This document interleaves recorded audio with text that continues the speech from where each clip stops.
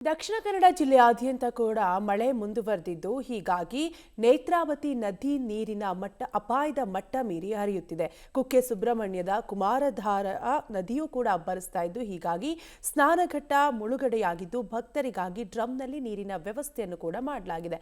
ಬೆಳ್ತಂಗಡಿಯಲ್ಲೂ ಕೂಡ ಮಳೆ ಮುಂದುವರೆದಿದೆ. ಹೀಗಾಗಿ ಎನ್ಡಿಆರ್ಎಫ್ ಸಿಬ್ಬಂದಿಯನ್ನ ನಿಯೋಜಿಸಲಾಗಿದೆ. ಈ ಕುರಿತ ಡೀಟೇಲ್ಸ್ ಇದೆ, ನೀವೇ ನೋಡಿ. ಒಂದೆಡೆ ಬರ, ಮತ್ತೊಂದೆಡೆ ಮಳೆ ಅಬ್ಬರ. ಪಶ್ಚಿಮ ಘಟ್ಟ ಕರಾವಳಿಯಲ್ಲಿ ಅಬ್ಬರಿಸಿದ ಮುಂಗಾರು. ತುಂಬಿದ ನದಿಗಳು, ಮನೆ ತೋಟಗಳಿಗೆ ನುಗ್ಗಿದ ನೀರು. ದಕ್ಷಿಣ ಕನ್ನಡ ಜಿಲ್ಲೆಯಲ್ಲಿ ನಿರಂತರ ಮಳೆ ಸುರಿತಾ ಇದೆ.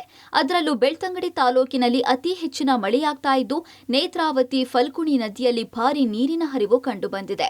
ಕುದುರೆಮುಖ ರಾಷ್ಟ್ರೀಯ ಉದ್ಯಾನವನದಲ್ಲಿ ಹುಟ್ಟುವ ಎರಡೂ ನದಿಗಳ ನೀರಿನ ಹರಿವು ಜನರಲ್ಲಿ ಭೀತಿ ಸೃಷ್ಟಿಸಿದೆ. ಫಲ್ಗುಣಿ ನದಿ ತುಂಬಿ ಹರಿದ ಪರಿಣಾಮ ಬೆಳ್ತಂಗಡಿಯ ಸವಣಾಲಿನ ಮಲ್ಲರೋಡಿ ಸಂಪರ್ಕ ಸೇತುವೆ ಮುಳುಗಡೆಯಾಗಿದೆ.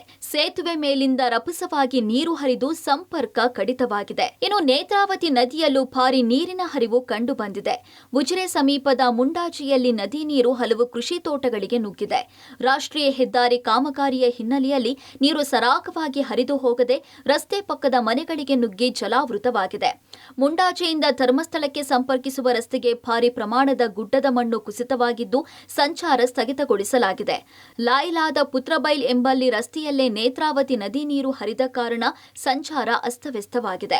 ಬೆಳ್ತಂಗಡಿ ಭಾಗದಲ್ಲಿ ಸುರಿದ ಭಾರೀ ಮಳೆ, ಕರಾವಳಿ ನದಿಗಳ ಒಳಹರಿವು ಹೆಚ್ಚಳ, ಅಪಾಯದ ಮಟ್ಟದಲ್ಲಿ ಹರಿಯುತ್ತಿರುವ ನೇತ್ರಾವತಿ. ಇನ್ನು ದಕ್ಷಿಣ ಕನ್ನಡ ಜಿಲ್ಲೆಯ ಗ್ರಾಮೀಣ ಪ್ರದೇಶದಲ್ಲಿ ಭಾರೀ ಮಳೆಯಾಗ್ತಾ ಇದ್ದು ಬೆಳ್ತಂಗಡಿ ತಾಲೂಕಿನಲ್ಲಿ ಅತಿ ಹೆಚ್ಚಿನ ಮಳೆ ದಾಖಲಾಗಿದೆ.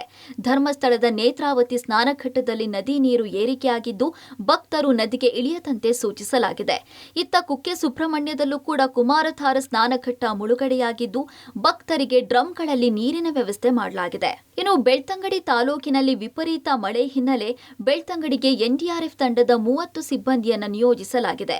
ಲಾಯ್ಲಾ ಗ್ರಾಮದಲ್ಲಿ ಜನರ ಸುರಕ್ಷತೆ ಖಚಿತಪಡಿಸಿಕೊಂಡ ಎನ್ಡಿಆರ್ಎಫ್ ಬೆಳ್ತಂಗಡಿಯಲ್ಲೇ ಬೀಡು ಬಿಟ್ಟಿದೆ. ಅರಬ್ಬಿ ಸಮುದ್ರದಲ್ಲೂ ಭಾರೀ ಅಲೆಗಳ ಅಬ್ಬರ ಕಂಡುಬಂದಿದ್ದು ಮೀನುಗಾರರು ಸಮುದ್ರಕ್ಕೆ ಇಳಿಯದಂತೆ ಜಿಲ್ಲಾಡಳಿತ ಸೂಚಿಸಿದೆ.